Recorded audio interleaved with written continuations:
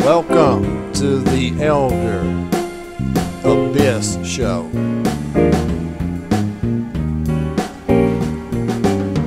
For talking videos, it's the place to go.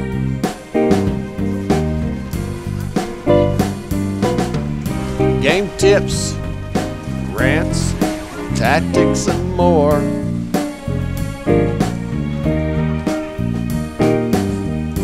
What you'll find here, you can never be sure. Hey guys, welcome to the show. In this episode, we are featuring some Gears of War 3 beta play. This is from quite the large and vast archive of gaming footage that I captured during the beta. And I haven't went back and looked at it in pretty much any of the Gears beta stuff since it ended. Kind of, you know, it was over, I let it go. But as I wanted to put this video together, so I was kind of pouring through some of the footage, and I found myself just sitting and watching it and just getting so stoked and so pumped that just watching the video footage from it. I miss Gears of War 3 already. I know it was just a beta, and it'll be here in a couple of months. I can't wait. I really do miss it. But I thought this would make a nice backdrop. This is a match out of this is a round out of a match of King of the Hill. And I thought it'd make a good backdrop for kind of a little update video of some of the stuff that we've learned since the beta ended. So I've got quite a few guys here that watch the show that are really into the gear stuff, and I told some of them that I was going to try and do some update videos, and I thought this would be a really good opportunity to do that. So here we go. While we watch the carnage, man, I get caught up watching this. I won't be talking much, so I'm going to try to not watch while I talk, maybe with one eye. But all right, since the beta, well, let's talk about maybe some of the things we got hinted to that were going to come out of the beta experience that we had. And I know one of the most curious things people are wondering about is weapon tweaks, particularly the retro and the sawed-off. Those two kind of emerged as the forefronts or the hot button items for the weapon issues. Nothing for sure, as far as I know, has been said about that, other than the retro was getting tweaked somehow, some way. Was not specific on that. The sawed-off is going to stay in the game as a loadout weapon. They're not going to push it to a map pickup. There was a big cry to do that, and I was one of the people pushing that line of that school of thought, if you will. But they did come out and flat said they're not going to do that, but they were looking at making some tweaks to the weapon, but it is going to stay. And as far as I know, that's all we've heard on those. Some other things, most of the stuff that we've been hearing about is really pertaining to the campaign, Horde, Beast Mode, some achievements, things like that. They haven't really gotten back into what's going on with the multiplayer at this point. You know, the competitive multiplayer aspect of the game. So let's, as far as campaign, it's supposed to be the longest campaign Epic has ever done. So they were qualifying that beyond like just the longest campaign Gears has ever seen. They'd come out and said this is the longest campaign Epic has ever done. So that kind of falls back and covers the Unreal games and stuff. If you've been around with the Epic games for a while, you're familiar with that. So I'm looking forward to a pretty nice campaign. As far as co-op, they're finally giving us 4-player co-op, which is cool. The 2-player co-op was nice, but 4-player co-op is going to be crazy. Player 1 and 2, of course, are Marcus and Dom.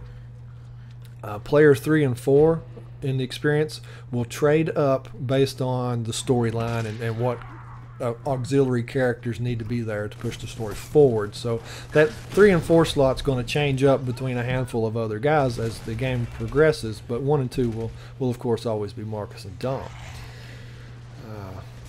And there's some other tidbits about the campaign, but most of it's, you know, smoke, if you know what I mean by that. About the most polished thing ever and all that. But as far as quantifying details, that's really the main things that I like to hear about it being the longest one they've ever done in the 4-player co-op.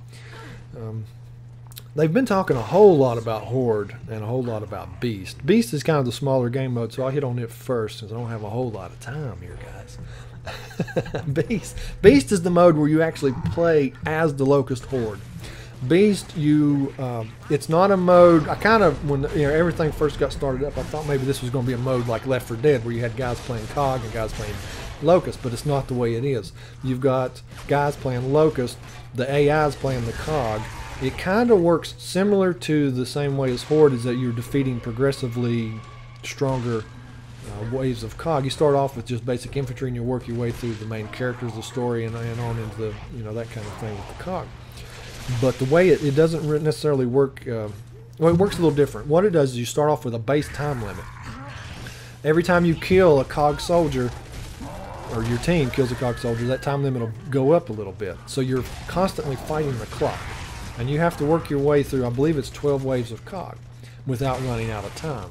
So in that game mode, you're kind of fighting the clock. You have to, in true Locust fashion, you have to head off headlong into the COG soldiers like your ass is on fire and get something done. Otherwise, you're going to run out of time.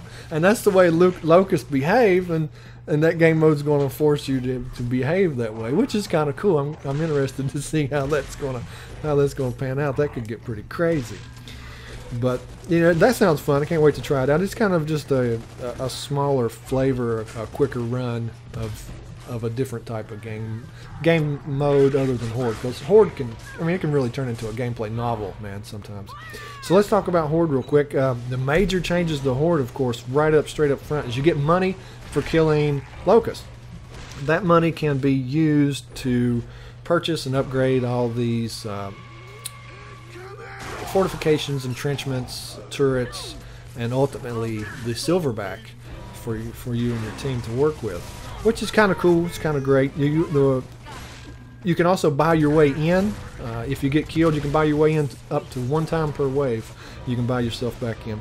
And of course, you can share money, weapons, and all that. And it's got, in Horde, it also has like mini objectives that'll pop up, like execute 8 enemies in this wave, or so on and so forth. And you get extras for that. It's pretty cool.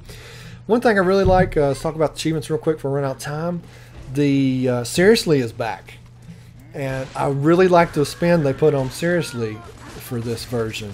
Seriously 3.0 entitles acquiring the Onyx for all medals. So in other words, you have to max out all medals in the game and reach rank 100. But by the time you max out all medals in the game, you're probably going to be 100. So, and speaking of ranks, since I do have a little bit of time, you rank up no matter what game mode you play in. So experience is across the board. So no matter what you're doing, you're ranking up. It all sounds good to me. This is kind of a quick one, guys. I dropped a lot of info. Most of it's out there. I hope I helped somebody out with something they didn't know. My fellow Gears, until next time, later. 'Cause in the end, you've already been told.